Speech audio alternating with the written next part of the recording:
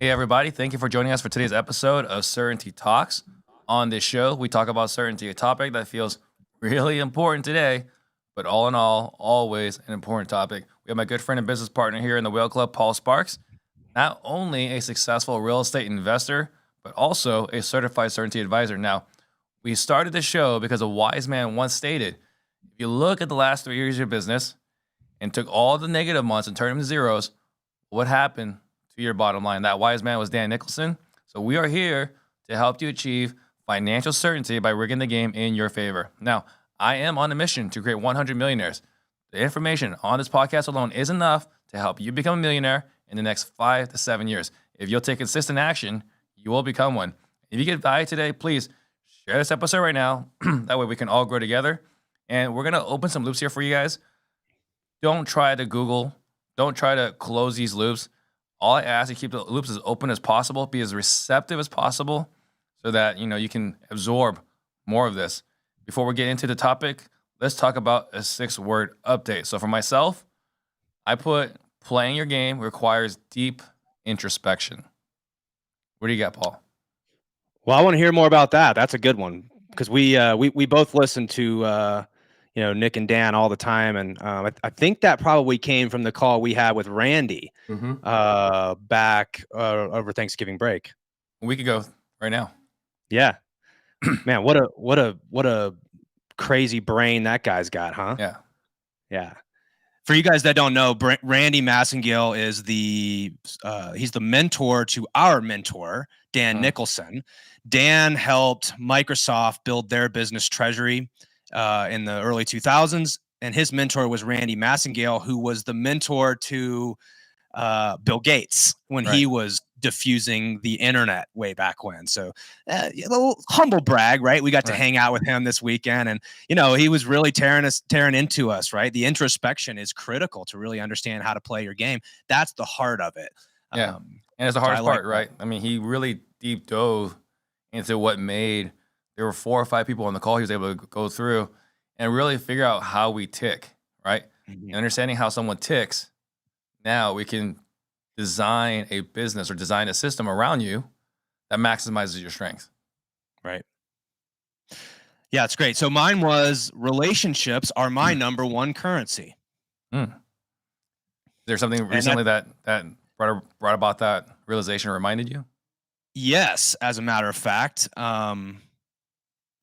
I, as you know, have sort of recently started this journey into personal branding. You and I got to know each other, and you're like, dude, you got to start putting yourself out there a little bit more. So, so I started doing that over the last 6 months and started a podcast where I could interview. I was obviously inspired by what you've done, and I've been in your world for a long time. And what I learned about you is you have a way of just bringing on your friends, people you know well, and just asking them about how they got started in real estate. And I'm like, that's not that hard. I think I could do that. And so one of the very first guests that I had, actually, he was the first guest that I had here in the studio. His name's Justin. He's becoming a good friend of mine here locally in Denver. Brought him on the podcast. We've started to build this relationship together. He just brought me a deal today, the one that I was just telling you about before we got on here. I won't share details yet because it's not in the boat, but needless to say, this is another one of those larger deals that I've have come to find as my little niche. And the only reason I got that opportunity is because I had a relationship with somebody. So this is if anybody's listening to this and they're wondering how to handle some of this uncertainty in the market, in my opinion, we need to be looking at our relationships as our number one currency. It's paid off for me, but now that we're really leaning into that, it's not only paying off, but it's extremely rewarding. And I really enjoy that part of the business. So I'm just I'm in a good mood today because we got a big deal that we're working. So awesome, very cool. So the topic for today. Real estate plus blockchain equals financial certainty. So, Paul, what does that mean? Well, first of all, let's reference the second wealth commandment, which says we have to remember the difference between preference and binary. So first of all, let me just say this. I'm going to talk today, and you and I are both going to talk about a lot of our preferences. this is not prescriptive. There's not a right or wrong answer to this. This is just the way that I've designed my life, my business. And I think Steve and I are really going to open up today about a concept that we've discussed on a previous show that we learned from Nick Petersen. He learned it from Nassim Nicholas Taleb and a guy named Seneca, he's back here. He's one of my Stoic philosophers that I looked. This is a 2,000-year-old concept. And we've taken this concept and we're applying it to our investing. And what this concept of a barbell is essentially what Seneca calls a bimodal strategy for risk domestication. That's a mouthful of words, right? So what the heck does that mean? Well, everybody here is probably familiar with a barbell. They've been to the gym. They know what a barbell is, right? Well, when you're loading a barbell and you want to lift a barbell, you don't load weight in the middle of the bar. You either load it on this end or you load it on this end. And ideally, you've got relative symmetry there, right? And so the idea here is that we either want to be, well, in the medical world, they call this minimum effective dose on one side, and on the other side, they call it maximum recoverable volume. In the computer science world, they call it explore, exploit. We're going to reference this as reliable on one side of the barbell and upside on the other. And if you guys are watching this live, I'm going to do some of this here on my handy dandy whiteboard here in a second. But let me describe a quick story, Steve. And you and I have heard Nick probably explain this story quite a number of times, but it really helped me understand the idea of nothing in the middle. Like, we don't want to be lukewarm. We don't want to be loading the bar in the middle because it's really difficult to pick that bar up. We either want to be on this side or this side, meaning we either want reliability or we want upside.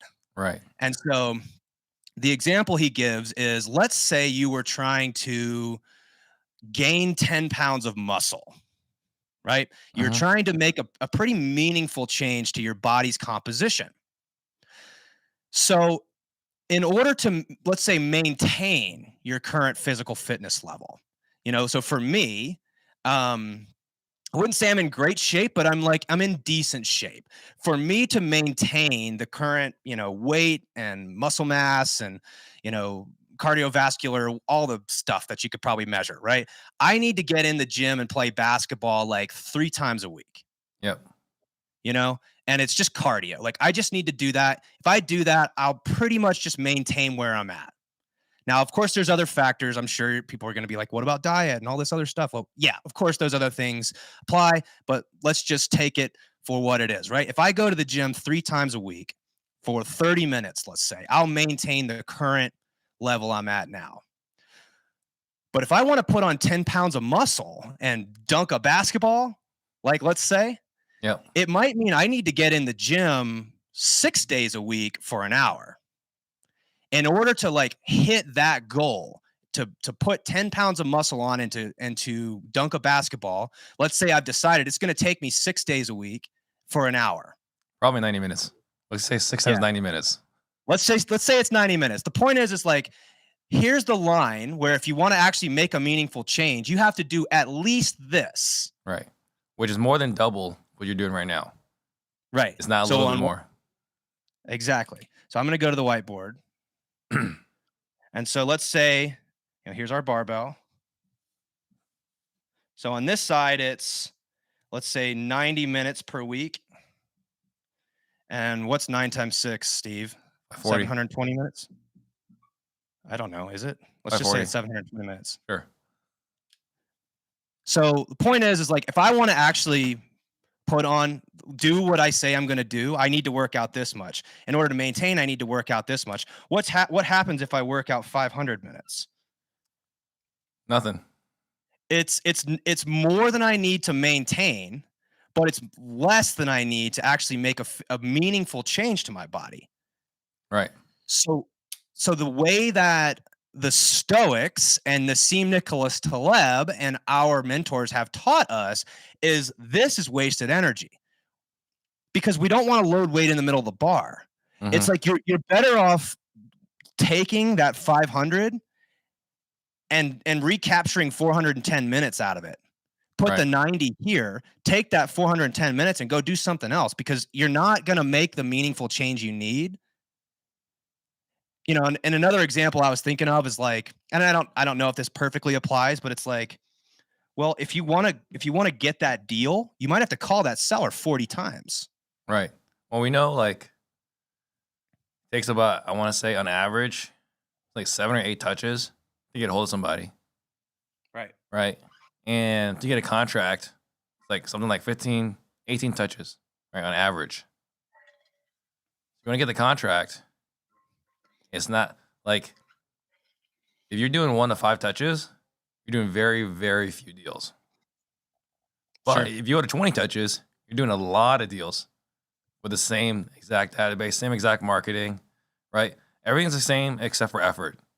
But if you go from 4 call attempts to 10 call attempts, that's still not enough to close the deals.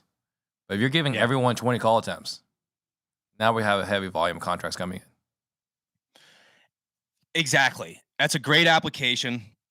The point is, you got to recognize that either we want to be in the reliable side, or we want to, in the example that I gave before, it was maintain and then make a meaningful change.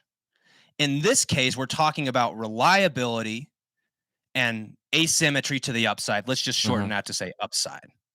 What do we mean by that? It means, well, on the reliable side, we want to be constantly locking in our financial certainty.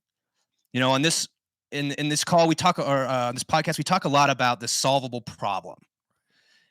And the idea is that this solvable problem is the roadmap, kind of like the Google Maps, to go from where we are to where we want to get to.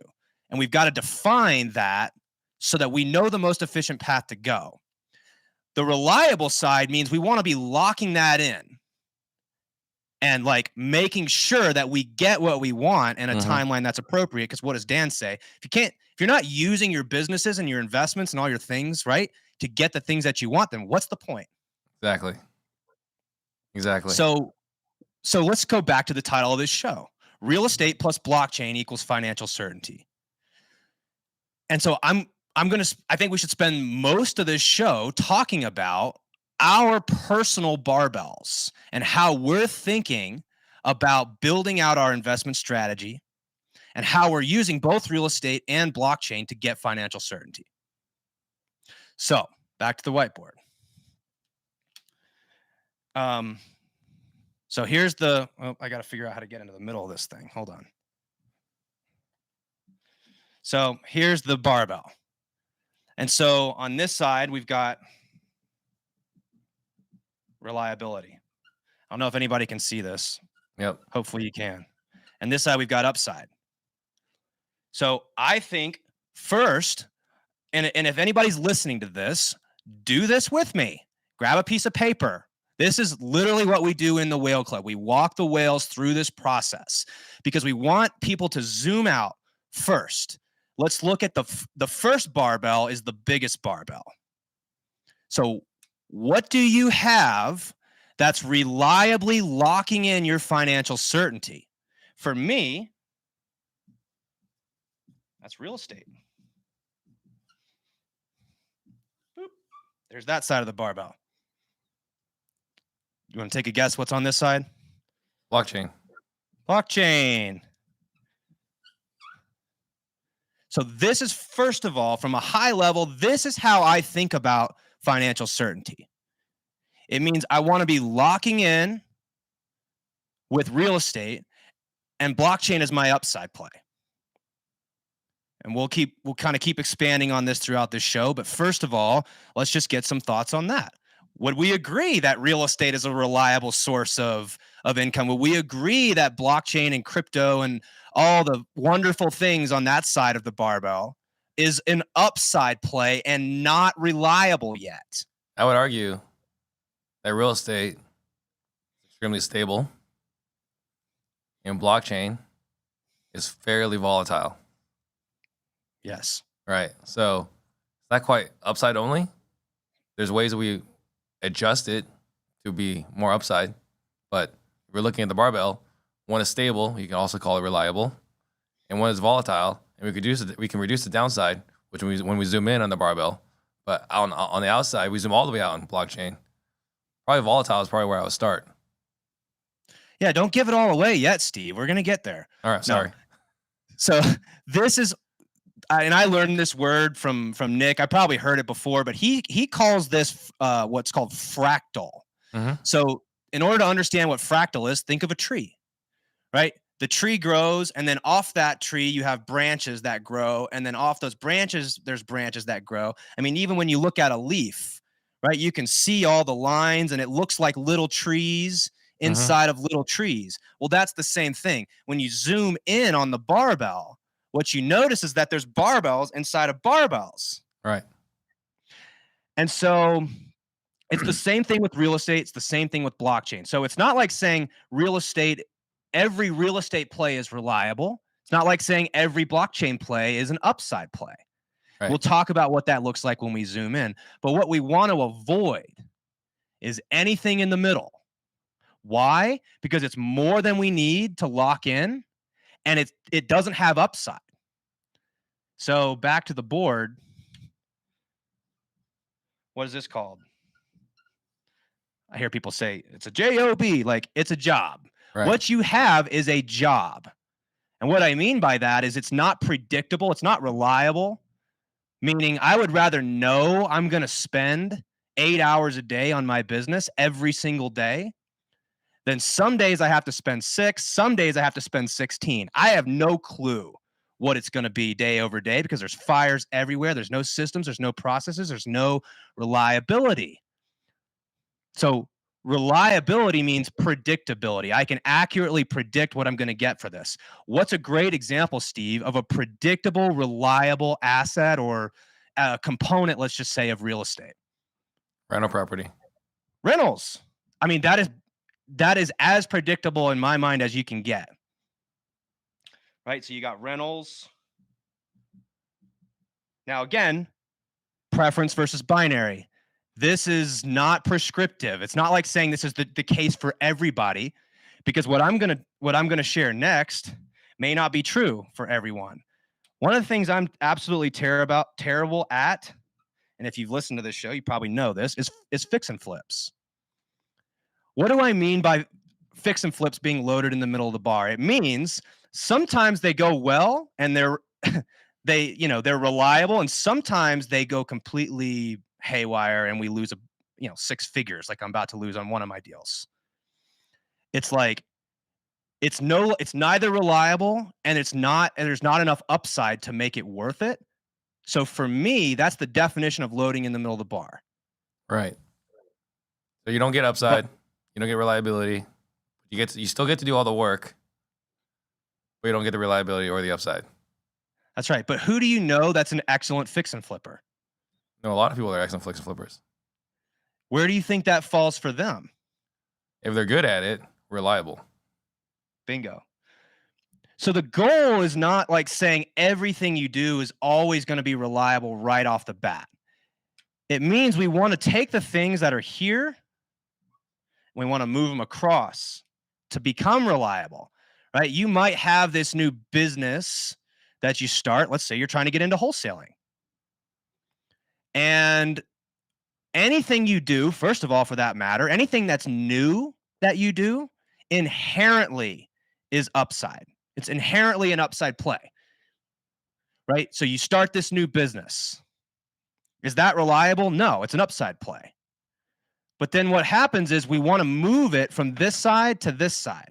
Right. So that it becomes reliable and predictable and consistent. And so when I think about my wholesale real estate business, my goal is not to create more work for myself because it's not my upside play.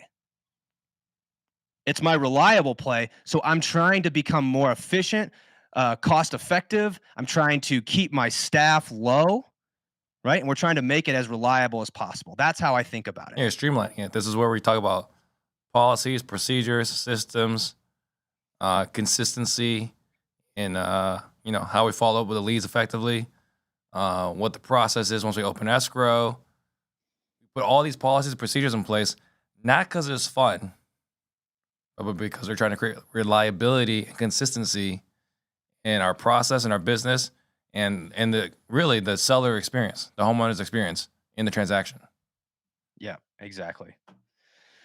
So let's talk about now. So okay, so we've got the kind of the general concept here, right? So real estate plus blockchain equals financial certainty. We're leveraging these two assets, but we're trying to keep them on opposite sides, which means two things. Real estate needs to move towards more reliable.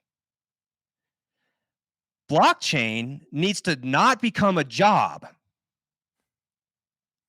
Yeah. right? And if it is going to start moving towards the middle, we need to find a way to make it reliable. It means another way of saying this is like what we teach people how to do inside the Wheel Club, obviously, as you know, is one of the things we teach is how to earn passive income. Mm-hmm. What's the quickest way to turn something that's passive into a job? By looking at it, pressing buttons, fiddling with it all the time, checking it constantly. Now you're just wasting resources on something that should have been an upside play, or it should be a reliable play. Yeah. Yeah. The idea of looking at it every single day, I kind of like think of like quote unquote day traders. But if you believe in the upside and you believe on a macro level, but you're behaving like a day trader, you turn that upside play into a job. It's like that's just really well said. I'll just leave it at that. Let's talk about real estate because what we said is when you zoom in. Mm-hmm. So if you zoom in on the real estate side, what you'll notice is there's a barbell inside of that. Yeah, so we're talking So about case in points. I mean, we can look at it myself, right? If you can draw this out, on the barbell. Really, we look at the reliable side in my business, it would be the title company.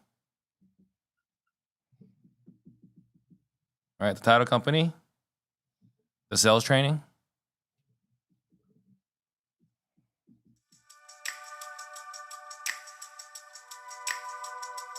it'd be our fix and flip / wholesale side.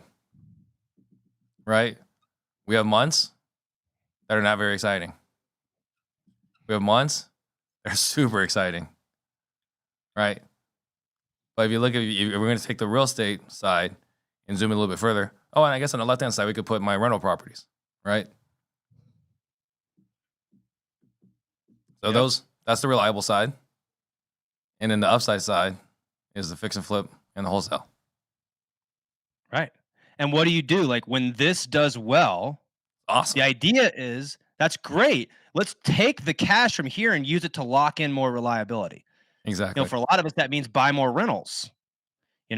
I mean, this is not a complicated thing here, right? It's like we might be dressing it up in this idea of barbells, which we find helpful to think, am I loading this in the middle of the bar? Is this a reliable play or is this an upside play? It's a visualization tool, right? Which I think is important because we all look at things, we all comprehend things differently. So we're just visualizing it by putting it on paper. Yeah. Yeah, exactly. So it's good to have both, right? But again, let's talk about some specifics in real estate because we're talking to a lot of real estate investors here, right? So maybe you're not in blockchain yet. That's totally fine. Your barbell is going to look different than mine.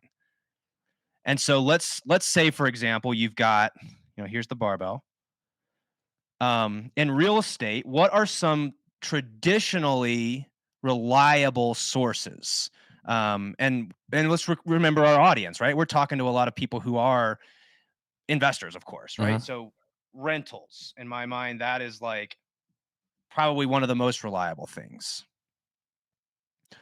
And maybe it's better to just speak anecdotally because I really only have thought through my specific barbell and how could I imagine what the infinite number of possibilities are. So I might just share, if that's all right with you, just how I see my barbell, and maybe this is helpful for others. So I think of rentals. I've got a handful of rentals: short-term rentals, long-term rentals, mid-term rentals. One of my most favorite things is novations, not because you are a member of that, but because they actually work and they're a great way. What I mean by this is the downside is very low. Right. We're not closing on it. I don't have to close on that. Like a fix and flip is right in the middle. A novation, I'm not taking that risk, right? So wholesale, that's also, in my mind, low risk, more reliable. And reliability has a lot to do with risk in this case. I would say small teams. I don't want a big team. The bigger the team, what does Nick say about system reliability, right? The more things that need to go right, the less likely it is to go right. Yeah. Not saying that big teams are a bad thing. All I'm saying is, for me, I don't really want to solve that problem. Well, Ren had posted something yesterday, and he was disappointed with himself and his own performance, right? Because he and I have our sales leadership training. And he's like, I'm the guy who's teaching people how to source talent effectively, right? And here I go hiring somebody that we blew. Like we screwed it up, right? And he's like being tough on himself. So I commented on this post. I was like, look, systems are great. You're a human. And the only thing that's unreliable in a system is the human. Don't be so tough on yourself. Right. That's Dr. Jeff says that. He's like, you don't have to be the perfect model example of the things that you're saying in order to have something valuable to say about it, right? Like, we're all still human. We all make mistakes. It doesn't make the information any less true, what we have to share. So, and then on the left side of your barbell, this may not apply to you, but it may apply to some of our listeners. Lender, right? Some of us have aspirations to make a bunch of active income so that we can become short-term lenders. Right. No, I agree with that. I like that one a lot. The other one that pops into my head is retail, because we really have a couple strategies that we do. We do novations, wholesale, retail, and some creative strategies, things like that. In my mind, all of those are low downside. Yep. They're low downside because if we get the creative deal, I mean, we're usually getting at the terms we need to cash flow it, right? Like if we don't get it, we didn't have to close on the house. It's like we're buying it already in a great position. Same thing with rentals. Novations, very, very low downside. If I stick it on the market and I can't sell it, well, I explain that to the seller up front. This may not work at this price, and so you're protected from the downside. Same thing with wholesale.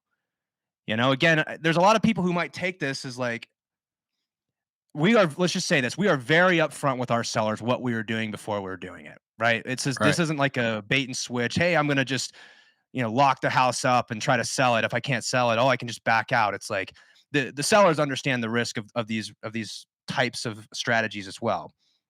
But small teams, lending, retail, in my mind, these are all things that I do in my business, sounds like you do as well, that are, quote, reliable, low downside. On the upside, I think about, developments. Like I'm getting into like the one I was talking about earlier today. There's a lot of opportunity in development deals to make a lot of money.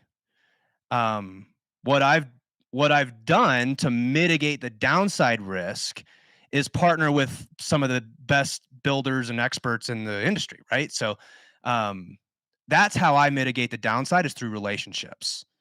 But developments have upside. One of the things I really like about upside is raising money. Yep. There's a lot of upside in that. As we're doing this, again, break out a piece of paper, draw this out, identify for your own business, for your own life, what it looks like for you. Go ahead, Paul. If you notice, I don't have as many things on my upside play because it's the 80-20 rule kind of in action here. What are your pot tops at?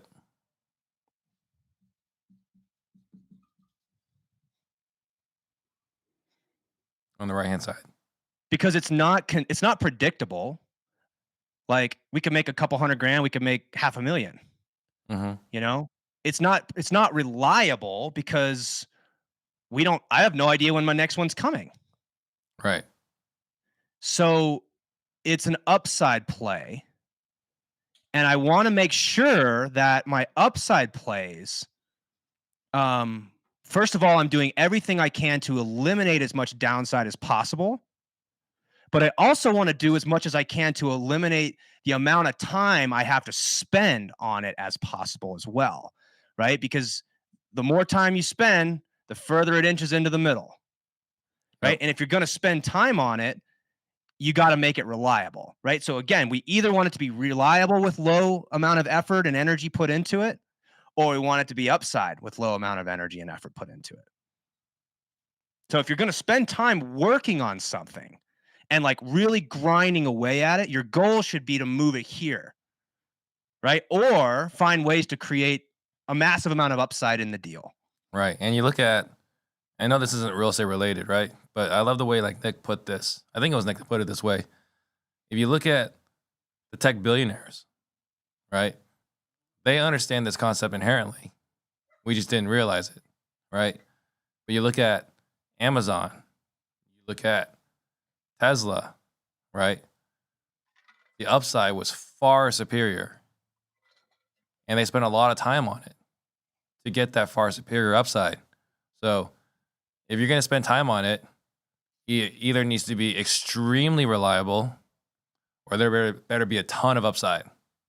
But if it doesn't have either, stop spending time on it, allocate those resources somewhere else. That's it. It's the idea of you're going to the gym too much, but not enough to make the change that you want.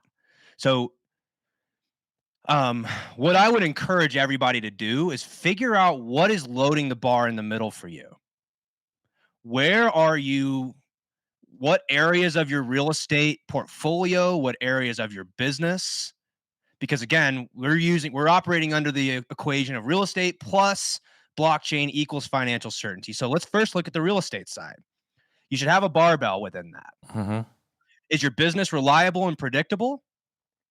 If not, can I make it reliable and predictable? If not, does it have massive upside?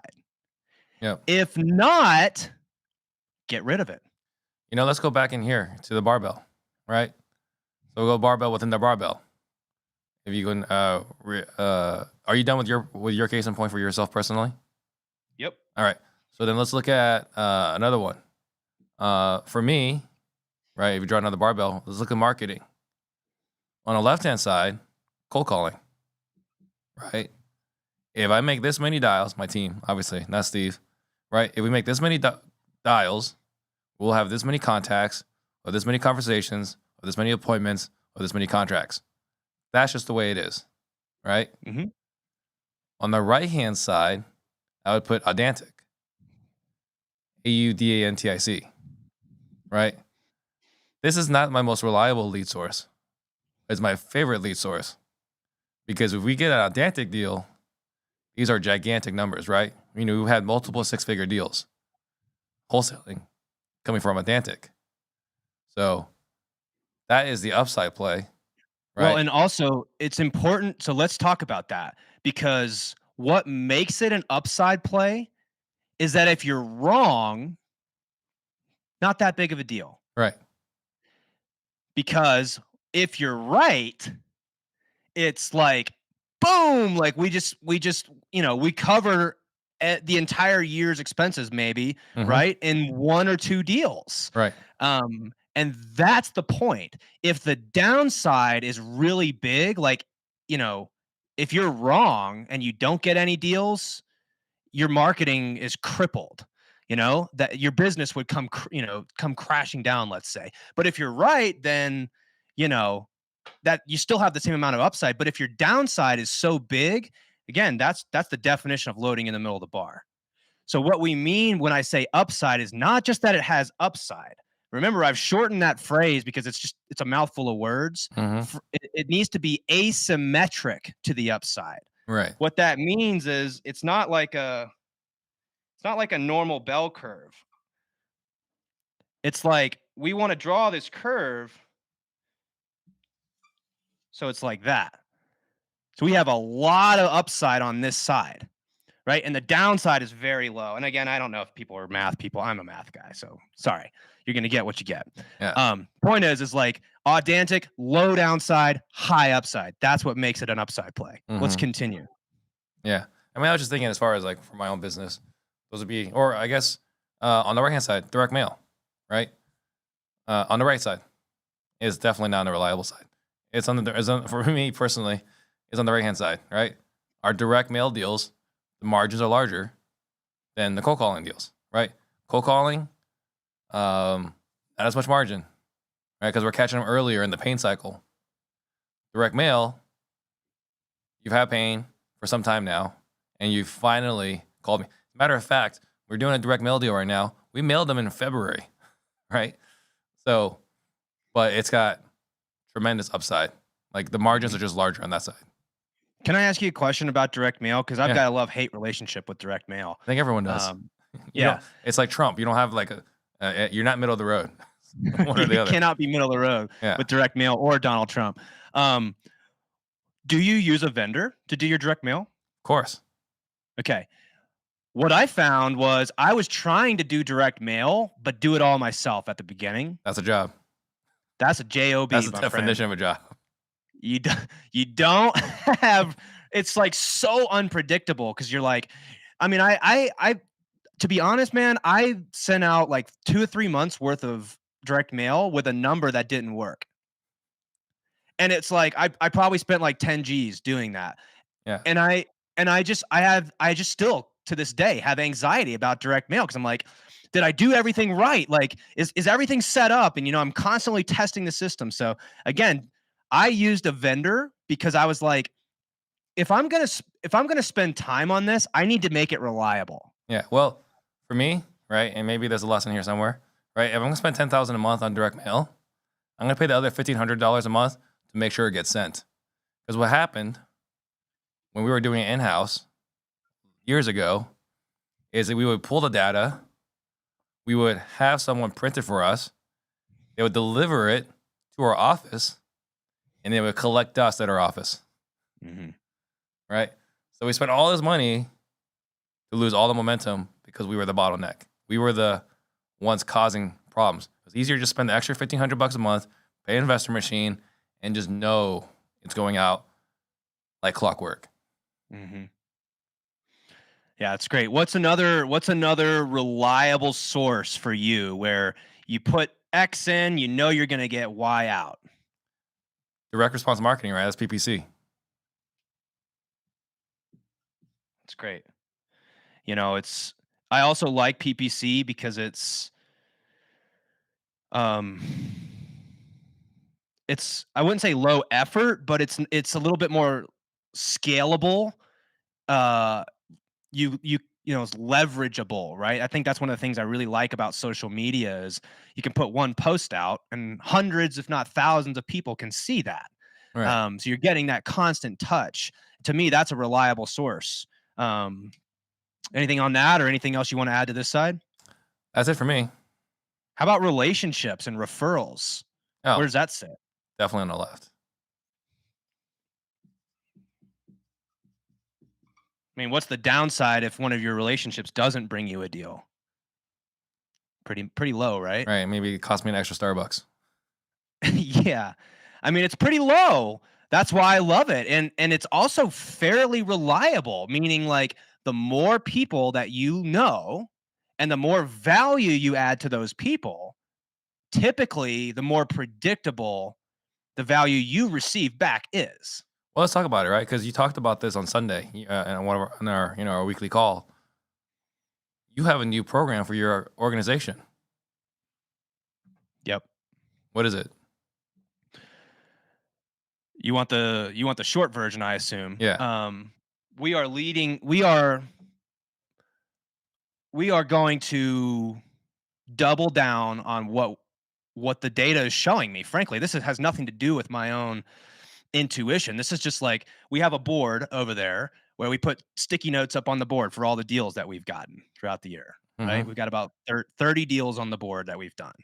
A little lower than I would like. Some of these are big deals, some of these are small deals. However, when I look across these boards, it's like referral, referral, referral, referral. It's like 80% of our deals were referrals because we're just so freaking charming, Steve, that everybody wants to do business with us. No, I'm Of kidding. course. But the point is like, I believe this business is about relationships, period. End of sentence. And so we're going to double down on that fact. I'm going to help my team build their own personal brands because the guys who do, folks who do deals with Philip and the sellers who sell to Philip sell to him because he's built a connection with them. They're not doing it because he can pay the most or is like presenting more offers or whatever. It's because he built rapport with that seller and they want to do business with him. The agents who bring us opportunities, they do so because they know we can get the job done for them. Justin, who brought that deal to me yesterday that we just went out today, I was telling you we're trying to raise 1.3 million for. He brought that because we have a relationship together. So we're going to just lean in very heavily into that. Why? Because the downside is extremely low. Yep. Worst case scenario is we made a bunch of friends. And there's a That's specific it. KPI you guys are tracking. It is. We call them high quality touches. What that means is go find ways to add value to people. And I'm forcing my team to articulate how they've added value to relationships. Sometimes it can just be calling somebody up to be like, man, I really like that post you shared. I got a lot of value out of that. It's giving gratitude to someone else, saying, thank you for everything you've done for me. We write a lot of handwritten notes. We do a lot of video messages, right? Where it's like, you got to text somebody something, turn the camera on and say it to them. That's so much more powerful than a text message. It takes less time. We've time studied it. Right. So it's like, it actually takes less time to just turn the camera on and just say what you got to say. It builds a significant higher level of connection. So this is really the general strategy we're taking, which is we feel that we have a lot of value to give. And instead of focusing on how do we, I think we're operating under the assumption of reciprocity, right? If we can give enough value in the world and elevate our relationships and put people in positions to win, that's going to flow back downhill to us. We know that to be true because it's been the case for the last 2 years in my business. And before you continue, guys, we go deeper into these conversations on the Whale Club. So if you're interested, join our Discord, go to blockchainwhales.com. Check out all our free information. If it sounds interesting, you can join us at Discord. The link's there. Doesn't cost anything to join our Discord. All right, go ahead, Paul. So let's talk about blockchain now, because that's the other side of the equation that we're leaving out. We're all, I think we all understand real estate. So by now, what you should have already done is you should draw out the high level of your life. What do you have that's reliable, that you're using to lock in your financial certainty? Before we jump into that, would it make sense to just spend a couple minutes talking about FTX? Because I think that's like something on everyone's minds, right? Woo, the elephant in the room. I forgot about him. How could I have forgotten about him? Yeah.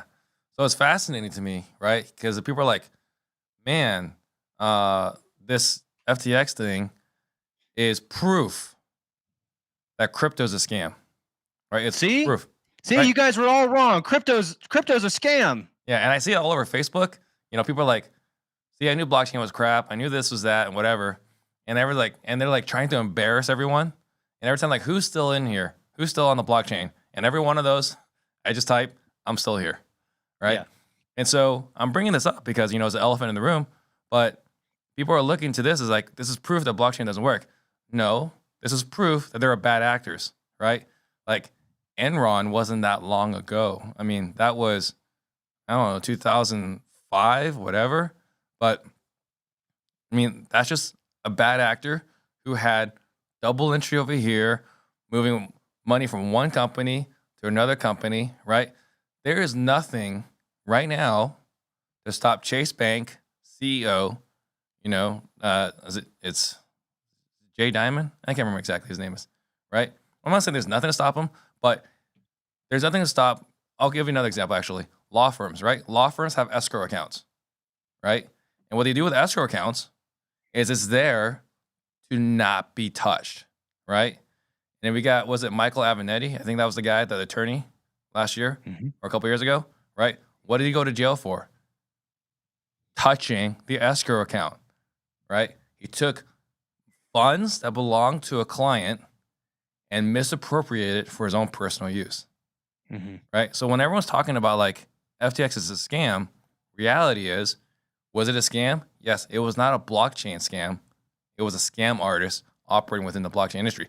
But the good news is, as a result, there'll be more regulation. Now, most people think regulation is a bad thing.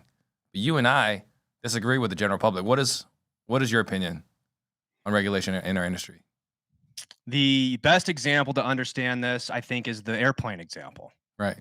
So everyone's familiar with an airplane, I hope. And the airplane was like 1915, 16, 18, something like that. Early 1900s was when the airplane was invented. And there were a lot of plane crashes for a lot of years. I mean, people were falling out of the sky and dying. That's the reality of it. What happened was the US government stepped in and said, we're going to create the FAA because this has got to stop. Because we've got to make sure that we protect people because this is dangerous. And we're going to put rules in place and regulations so that we make sure that this doesn't happen. In my opinion, that's the same thing we're seeing right now in crypto. We're seeing a bunch, and to your point about FTX, I don't care what technology you're using. If you're lying, cheating, and stealing, that has nothing to do with the technology. It has everything to do with predictable human behavior. It's predictable that people are going to do that. Wake up, people, right? If you didn't think that was, and I'm not saying it's a good thing, it's a bad thing overall for the sentiment of crypto. It's going to hurt the market and the general sentiment around crypto. But we've got to start realizing there's a big difference between cryptocurrency and blockchain technology. So first of all, if you do illegal stuff, you're going to get in trouble one way or another. Like, it's just going to catch up with you. So that's what happened with FTX. It has nothing to do with blockchain technology as an underlying technology. So for those of us who have, what's that? So with that said, let's go back into this. I just wanted to just address the elephant in the room real quick. Yeah. So applying barbell to blockchain. Yeah, let's talk about the barbell. So on blockchain, because we zoomed in on the barbell on the blockchain side. Now let's zoom in on the real estate side. Now let's zoom in on the blockchain side. So here's our blockchain barbell. So what the heck is reliable in blockchain? I didn't think there was anything that was reliable in blockchain, says most of the people probably listening to this. Right, I'm sure. What was reliable on this side? The first thing that we kept talking about in real estate. What's the most reliable thing? Passive income. Rentals. Yeah, rentals. Like, we can predictively, it's very predictable with a rental property what we're going to get. Let's just call it passive income, like you just said. Yeah? Yep. Let's call this side, we call it upside. I'm just going to call it gambling. Because that's what most people think of crypto as. Oh yeah, right? The way most people buy crypto is they just go buy some coin and they hope that it goes up in value.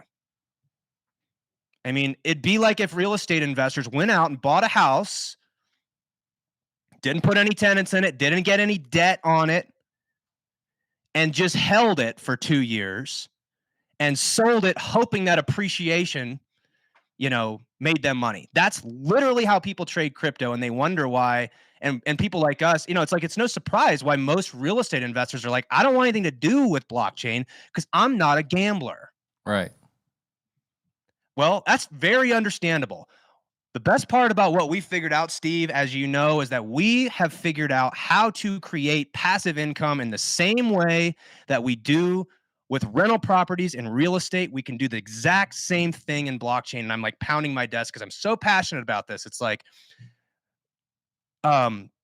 I don't really want to get into the specifics of that today because we've laid it all out. I've taken a lot of time to lay this out. If you want to learn how to earn passive income with crypto, this is what we teach you in the Whale Club.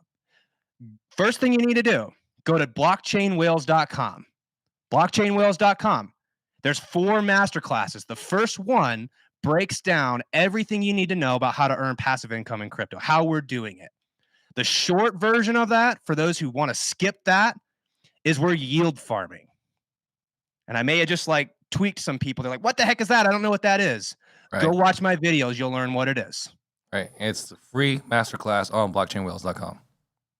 Yep. And then we have an entire community of several hundred real estate investors and crypto investors who are doing this. And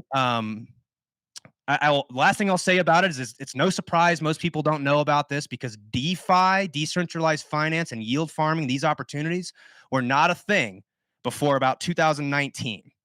So it is brand new. It is new innovation in tech.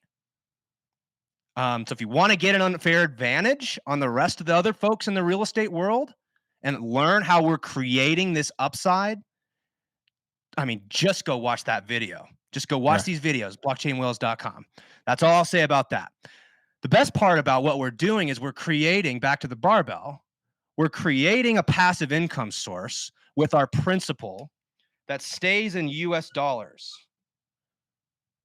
It stays in US dollars, and we earn crypto for free. So then what do? We shift that free crypto, and we gamble with that. We gamble with house money. It means as I'm getting more coins, here's the things I want more of. Bitcoin, ETH, Guard, infrastructure. If you don't know what any of that means, I'm not going to explain it here. Go follow us into our community. We talk about all this stuff. What this means is Bitcoin, ETH, and Guard are 3 coins that I want to hold long term. Are they going to go up and down? Yes. So I'd rather get them for free, which is what we're doing. Yep. We get them for free. Infrastructure means in order for crypto and blockchain to be a thing, let's take the internet, for example. We're all familiar with the internet. In order to have the internet, you need networks, you need cable providers, you need people that can design circuits, and you just need all these things, right? In order to make this go, like if you're a car, right? You need someone to make the engine and someone to make the body and all the tires and all the stuff, right? That is the infrastructure, underlying infrastructure that exists in that asset. So there's the same thing in crypto. Again, I'm going to throw out a bunch of words that people may not be familiar with, but you need oracles, you need insurance, you need exchanges, you need all sorts of networks and different things like this. And so I'm betting on all of those things and spreading it out because I'm saying if this is going to grow long term, we need all these things. Right. So just to be clear for everyone that's listening, right? We're taking cash that we have, we're parking it in stable coins, more or less, that spits off free dollars, taking those dollars and using that to quote unquote gamble. But that's money, that's house money, because that's money we got for free because we parked it.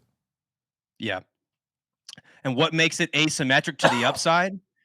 It means, again, what does asymmetric to the upside mean? It means the upside is big and the downside is really low. What's the downside of losing a bunch of coins you got for free? Zero. Zero downside.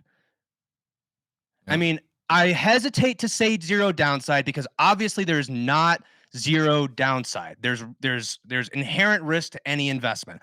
I'm not a financial advisor, so please do your own research, right? But what we're trying to do is not say, how do we eliminate it completely? We're trying to, what Nick says, domesticate risk. What that means is we want to reduce it as much as possible. Yeah. I don't want to buy all these coins with my own principal when I can just get them for free. Right. And I love the way Dan Nicholson puts it, right? If we can eliminate almost all the downsides, what are we left with? Only upside. Only upside. So that's it. And this is the thing is everybody wants to go faster. They're like, yeah, but this has a tremendous amount of upside. Why don't I just push all my chips into the middle? Because I'm holding pocket aces, man. It's like, yeah, but if you lose to a straight or triple, or like a flush or any of these things, right? Like, you lose all your money. Yeah. Yeah. So if you're right, you win big. If you're wrong, you're out of the game. Huh. Yeah. And the point is to always avoid situations where it's game over. We can't play anymore. If you can't play, then that wasn't a very good bet.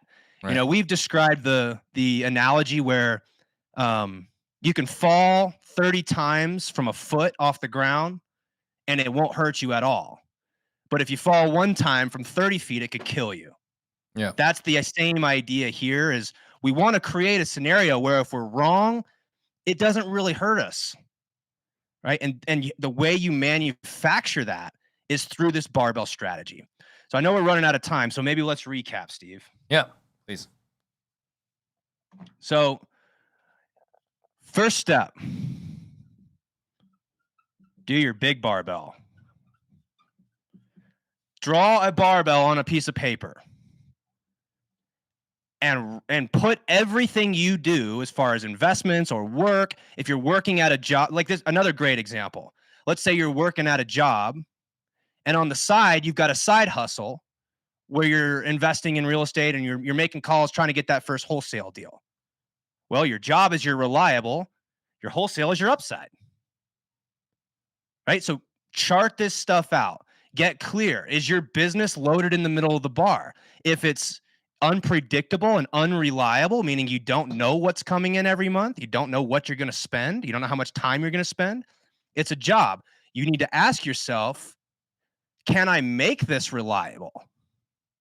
And if not, if it doesn't have upside, get rid of it.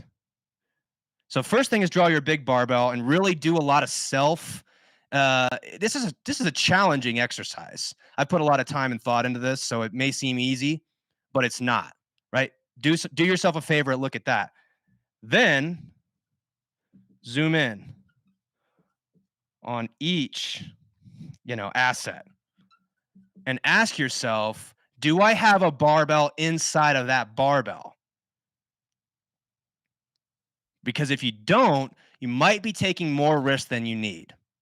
Or misallocating resources. Yes. That's a great way to say it. Right? So zoom in on each asset. And then lastly, eliminate waste. It's another way of Dan would say recapture and reallocate those resources. Means if it's not reliable and it's not upside and you can't push it towards one or the other, I mean, you might need to look at yourself and say, like, I think I need to get rid of this business. I think I need to get rid of this investment. We all got those rental properties that we're all constantly going over and dealing with it. And, always tenant problems, whatever. It's not reliable and it provides you no upside. Why do you still have it? That hurts because I'm still trying to sell my Oklahoma property. I mean, yeah, this is a painful exercise because you're going to realize, crap, I don't have reliability and I don't have upside here. That's the benefit of this exercise is you're going to recognize where you can, take that rental property, get rid of it, recapture those resources and reallocate it to something that's actually serving you. Yep. So guys, a lot of information here. I want you guys to think about this, digest this, and see if you can come up with a 6-word update. I posted on Twitter, right, a link. You guys can summarize what you took away from today's Certainty Talks. Go to my Twitter. I posted a link on the live chat. Go to my Twitter. Go in there and post your 6-word update. We'd love to hear what you guys are taking away from this. On top of that, when you guys are going there, reviewing that thread, you can see what other people are taking away from this. And it might, kind of get your gears going in a different direction as well. So with that, we'll wrap up here. Thank you, Paul. We'll see you guys all later. See you guys.